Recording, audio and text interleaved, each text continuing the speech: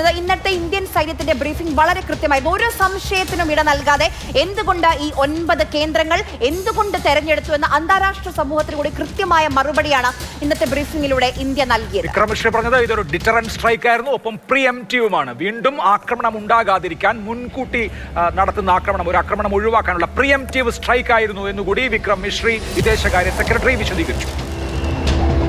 Our intelligence monitoring of Pakistan-based terrorist modules indicated that further attacks against India were impending. There was thus a compulsion both to deter and to preempt. Earlier this morning, as you would be aware, India exercised its right to respond and preempt as well as deter more such cross-border attacks. These actions were measured, non-escalatory, proportionate and responsible.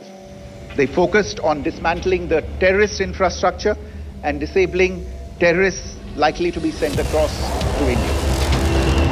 Measured, non-escalatory, proportionate. ഈ 3 വാക്കുകൾ ശ്രദ്ധിക്കണം. India non escalatory ആയിട്ടുള്ള അനുപാതത്തിലുള്ള അളന്നു കുറിച്ചിട്ടുള്ള മറുപടിയാണ് കൊടുത്തിട്ടുള്ളത്. ഞങ്ങൾ escalation അല്ല ലക്ഷ്യം വെക്കുന്നത് എന്ന് ഇന്ത്യ ഔദ്യോഗികമായി വിദേശകാര്യ സെക്രട്ടറിയിലൂടെ പറഞ്ഞു ഇന്ന് പകൽ. അത് പാകിസ്ഥാന് മാത്രമല്ല അന്താരാഷ്ട്ര സമൂഹത്തിനു കൂടി മനസ്സിലാവാനാണ് എന്താണ് ഇന്ത്യ ചെയ്തത് എന്നുള്ളതിന്റെ വിശദീകരണം. ഇനി ഇന്ത്യയുടെ ആക്രമണം എങ്ങനെയാണ് നമുക്ക് ഉറപ്പായിരുന്നു പെഹൽഗാം ഭീകരാക്രമണത്തിന് ഇന്ത്യ മറുപടി നൽകുമെന്ന്. അത് എപ്പോൾ എങ്ങനെയെന്ന് മാത്രമേ നമുക്ക് സംശയമുണ്ടായിരുന്നുള്ളൂ. ആ ചോദ്യങ്ങളാണ് ഈ കഴിഞ്ഞ 14 ദിവസവും ഓരോ ഇന്ത്യൻ പൗരനും ചോദിച്ചുകൊണ്ടിരുന്നത്.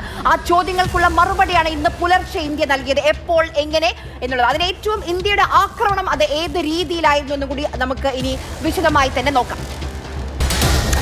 ഇന്ത്യയുടെ ആക്രമണത്തിലെ ഇന്ത്യയുടെ ഏറ്റവും പ്രധാനപ്പെട്ട ആയുധ പങ്കാളിയായി വന്നത് റഫാൽ യുദ്ധവിമാനങ്ങളാണ്. ഫ്രാൻസിൽ നിന്ന് ഇന്ത്യ വാങ്ങിയ റഫാൽ യുദ്ധവിമാനങ്ങളാണ്. ഒരിക്കൽ കൂടി ആക്രമണത്തെ കുറിച്ച് പറയാം. ഈ ആക്രമണം പ്രിസിഷൻ സ്ട്രൈക്ക് ആയിരുന്നു. കൃത്യമായി 9 കേന്ദ്രങ്ങൾ ഐഡന്റിഫൈ ചെയ്ത് അവിടെ മാത്രം അറ്റാക്ക് ചെയ്യുന്നു.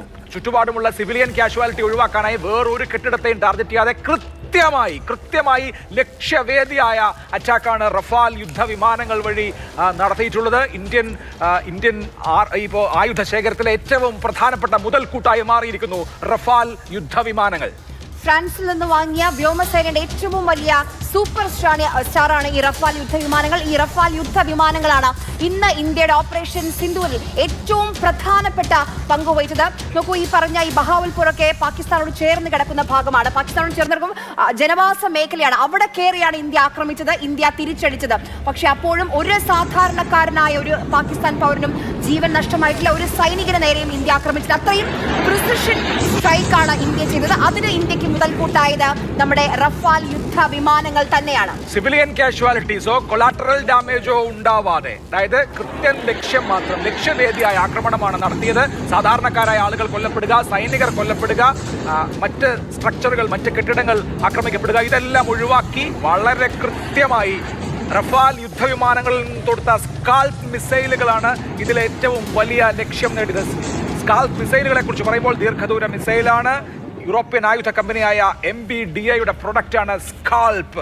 1300 കിലോ വരെ ഭാരമുള്ള ഈ മിസൈലുകളാണ് ഇന്ത്യക്ക് വേണ്ടി പ്രിസിഷൻ അറ്റാക്ക് നടത്തിയിട്ടുള്ളത്. സ്കാൽപ്പ് ക്രൂയിസ് മിസൈലാണ് ഇന്ന് ഇന്ത്യയുടെ ഓപ്പറേഷൻ സിന്ദൂറിൽ ഏറ്റവും പ്രധാനപ്പെട്ട പങ്കുവച്ചത്. സ്റ്റോം ഷാഡോ എന്നാണ് ഈ സ്കാൽപ്പ് മിസൈലിനെ വിശേഷിപ്പിക്കുന്നത്. യൂറോപ്പ് 450 കിലോ ഭാരം വരെ ഈ സ്കാൽപ്പ് മിസൈലുകൾക്ക് വഹിക്കാൻ ശേഷിയുണ്ട്. അതോടൊപ്പം തന്നെ ഏറ്റവും പ്രധാനപ്പെട്ട കാര്യം ത്രിതല ശേഷിയുള്ളതാണ്. Air to air, air to surface, അതോടൊപ്പം തന്നെ എയർ ടു ഗ്രൗണ്ട്. അങ്ങനെ ത്രിതല ശേഷിയുള്ളതാണ് ഈ സ്കാൽപ്പ് ക്രൂയിസ് മിസൈലുകൾ. അതുകൊണ്ടാണ് പ്രിസിഷൻ സ്ട്രൈക്ക് ഇന്ത്യക്ക് നടത്താൻ കഴിഞ്ഞത്. സ്കാൽപ്പ് കഴിഞ്ഞാൽ പിന്നെ ഹമ്മർ ആണ് അടുത്ത മിസൈൽ. സ്കാൽപ്പ് ഹമ്മർ മിസൈലുകളാണ് ഇന്ന് ഇന്ത്യക്ക് വേണ്ടി വലിയ ലക്ഷ്യം നേടിയിട്ടുള്ളത്. ഹമ്മർ ഫ്രഞ്ച് നിർമ്മിത മിസൈലാണ്. ഇതുപോലെയുള്ള കൃത്യമായ ആക്രമണത്തിന്, ലക്ഷ്യവേദിയായ ആക്രമണത്തിന്, പ്രിസിഷൻ സ്ട്രൈക്കിന് ഉപയോഗിക്കുന്ന മിസൈലുകളാണ് ഹമ്മർ. ഇത് മൂവ് ചെയ്യുന്ന ടാർഗറ്റുകളെ പോലും ലക്ഷ്യം വെക്കാൻ പര്യാപ്തമായി. ഇന്ത്യൻ ആയുധ ശേഖരം എത്രയുണ്ട്, എത്ര മൈറ്റി ഒപ്പണന്റാണ് ഇന്ത്യ എന്ന് പാകിസ്ഥാനെ ബോധ്യപ്പെടുത്തി കൊടുത്തിട്ടുണ്ട് ഈ സ്കാൽപ്പ് മിസൈലുകളും ഹമ്മർ മിസൈലുകളും. ഒരു പിഴവും വരുത്താതെ കൃത്യമായി ലക്ഷ്യങ്ങൾ ഭേദിച്ചത്. 2016 ഫ്രാൻസിൽ നിന്ന് ഈ റഫാൽ വിമാനങ്ങൾ ഇന്ത്യ വാങ്ങുമ്പോൾ ഒരു ആയുധ പാക്കേജ് കൂടിയാണ് ഈ സ്കാൽപ് മിസൈലുകളുടെയും ഈ ഹാമർ ബോംബുകളുടെയും ഒരു ആയുധ പാക്കേജ് കൂടിയാണ് അന്ന് ഇന്ത്യ വാങ്ങിയത്. എടുത്തു പറയണം, പാകിസ്ഥാന് റഫാൽ വിമാനങ്ങൾ എങ്ങനെയാണ് പ്രവർത്തിക്കുക എന്ന് പോലും അറിയില്ല. പാകിസ്ഥാന് റഫാൽ സ്വന്തമായിട്ടില്ല. ഫ്രാൻസിന്റെ വ്യോമ നാവികസേനയ്ക്ക് പുറമെ ഈജിപ്തിനും ഖത്തറിനും മാത്രമാണ് ഇന്ത്യക്ക് പുറമെ ഈ റഫാൽ വിമാനങ്ങൾ സ്വന്തമായിട്ടുള്ളൂ. അതിൽ ഫ്രാൻസിനേക്കാൾ ഏറ്റവും കൂടുതൽ സാങ്കേതിക വിദ്യയിൽ ഫ്രാൻസ് ഇന്ത്യക്ക് കൈമാറിയ റഫാൽ യുദ്ധവിമാനങ്ങളാണ്. റഫാൽ യുദ്ധവിമാനങ്ങളിൽ നിന്നുള്ള പേലോഡുകളായി സ്കാൽപ്പും ഹമറും അതാണ് ഇന്ത്യക്ക് വേണ്ടി ലക്ഷ്യം നേടിയത്. കൃത്യം 25 മിനിറ്റ് കൊണ്ട് കഴിഞ്ഞു. 1:04 തുടങ്ങി, 1:29 അവസാനിച്ചു. അതിനുശേഷം പാകിസ്ഥാൻ എന്ത് ചെയ്തു എന്നുള്ളത് പ്രധാനമാണ്. അതിനുശേഷമല്ല, പഹൽഗാം ഭീകരാക്രമണ സമയം മുതൽ തന്നെ ഈ കഴിഞ്ഞ 14 ദിവസവും അതിർത്തി മേഖലയിൽ പല ഭാഗങ്ങളിൽ പാകിസ്ഥാന്റെ പ്രകോപനം നമ്മൾ കണ്ടുവരികയാണ്.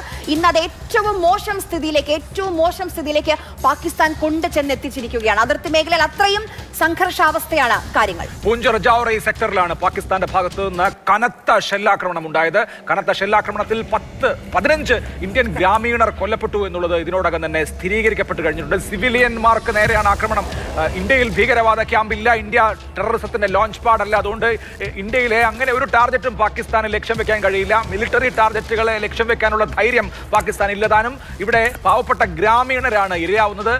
ഇന്ന് വ്യാപകമായ ഷെല്ലാക്രമണം പൂഞ്ച് രജൌരി സെക്ടറിൽ വ്യാപകമായി പാകിസ്ഥാൻ ഭാഗത്തു നിന്നുണ്ടായി. 15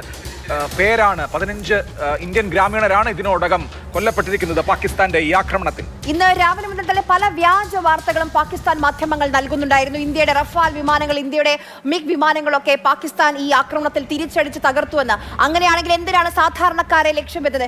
ഇന്ന് പാക് പ്രധാനമന്ത്രി പാകിസ്ഥാൻ രാജ്യത്തെ അഭിസംബോധന ചെയ്തു. അപ്പോൾ പോലും ആ റഫാൽ വിമാനങ്ങൾ തകർത്തതിനോ അല്ലെങ്കിൽ മറ്റെന്തെങ്കിലും വിമാനങ്ങൾ തകർത്തതിനോ ഒരു തെളിവ് പോലും പാകിസ്ഥാന് നൽകാൻ കഴിഞ്ഞില്ല. അങ്ങനെ വ്യാജ വാർത്തകളുടെ വിളനിലമാണ് ഇപ്പോൾ പാകിസ്ഥാൻ. ഒരു ഗത്യന്തരവും ഇല്ലാതെയാണ് സാധാരണക്കാരായ മനുഷ്യരെ അതിർത്തിയിൽ പാകിസ്ഥാൻ ലക്ഷ്യം വെക്കുന്നത്. ഇത് ഒരു എസ്കലേഷൻ ആയിട്ടല്ല കാണുന്നത്, മറിച്ച് ലോക്കലൈസ്ഡ് ആയിട്ടുള്ള പാകിസ്ഥാന്റെ സ്ഥിരം ഈ ബോർഡർ സ്ക്രിമിഷുകൾ സ്വാഭാവികമായും കുറെ കാലമായി ഉണ്ടാവുന്നതാണ്. പക്ഷെ അത് ഇന്ന് വളരെ ഹെവി ആയിരുന്നു. 15 ഇന്ത്യൻ ഗ്രാമീണർക്ക് ജീവൻ നഷ്ടപ്പെട്ടു, 15 സിവിലിയന്മാരെ ആക്രമിച്ചു കൊന്നു എന്നുള്ളതാണ് പാകിസ്ഥാന്റെ ഭാഗത്തുനിന്നുള്ള വലിയ പ്രകോപനം. വെടിനിർത്തൽ കരാറിന്റെ ലംഘനമാണ്.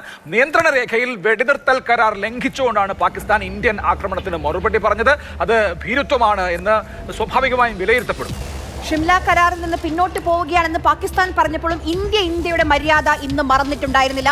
പാകിസ്ഥാന്റെ വ്യോമാതിർത്തി ഇന്ത്യ മറികടന്നില്ല. പാക് മണ്ണിലേക്ക് ഇന്ത്യൻ സൈനികർ കടന്നിട്ടില്ല. പക്ഷേ ഷിംല കരാറിൽ നിന്ന് പാകിസ്ഥാൻ പിന്മാറി, ശരി. പക്ഷേ ഇന്ത്യയുടെ മര്യാദ പാലിച്ചുകൊണ്ടുള്ള ആക്രമണമാണ് ഇന്ന് നടത്തിയിട്ടുള്ളത്. പാക് മണ്ണിൽ 1971 ശേഷം ഇതാദ്യമായിട്ടാണ് ഇന്ത്യൻ സൈന്യം ഒരു ആക്രമണം നടത്തുന്നത്. ഇതിനു മുൻപ് നമ്മൾ പുൽവാമയ്ക്കൊക്കെ മറുപടി നൽകിയിരുന്നു. അപ്പോഴും പാക് മണ്ണിലേക്ക് പോയിരുന്നില്ല. പാക് അധീന കശ്മീരിൽ മാത്രമായിരുന്നു ഇന്ത്യയുടെ ഒരു തിരിച്ചടി ഉണ്ടായിരുന്നത്. പാക് മണ്ണിൽ കയറി ഇത് 1971 ശേഷം ഇതാദ്യമായിട്ടാണ് ഇന്ത്യയുടെ തിരിച്ചടി. 1971 ഓപ്പറേഷൻ ഫൈറ്റൺ, ഓപ്പറേഷൻ ട്രൈഡന്റ് നമുക്ക് ഓർമ്മയുണ്ട്. കറാച്ചി ഇന്ത്യൻ നേവൽ സൈന്യം റെയ്ഡ് ചെയ്തിട്ടുണ്ട്. സമാനമായ വിധത്തിൽ ഇന്ന് പാകിസ്ഥാൻ പഞ്ചാബിന്റെ വിവിധ ഭാഗങ്ങളിൽ ഇന്ത്യൻ സൈന്യം, ഇന്ത്യയുടെ വ്യോമസേന പ്രിസിഷൻ അറ്റാക്കുകൾ നടത്തി. അതിനോട് പാകിസ്ഥാൻ പ്രതികരിച്ചത് അതിർത്തിയിൽ നിയന്ത്രണ രേഖയിൽ സാധാരണ സിവിലിയന്മാരെ ലക്ഷ്യമിട്ടുകൊണ്ടാണ്. അതിൽ 15 ജീവനുകൾ പൊലിഞ്ഞിട്ടുണ്ട്. ഇന്ന് ഏറ്റവും ഒടുവിലായി വരുന്ന വിവരമനുസരിച്ച് ഈ ബോർഡറിൽ നടത്തുന്ന പാകിസ്ഥാൻ അതിക്രമം ഇന്ത്യ കൃത്യമായി നിരീക്ഷിച്ചു വരികയാണ്. അതിനുള്ള മറുപടി ആലോചിച്ചും വരികയാണ്.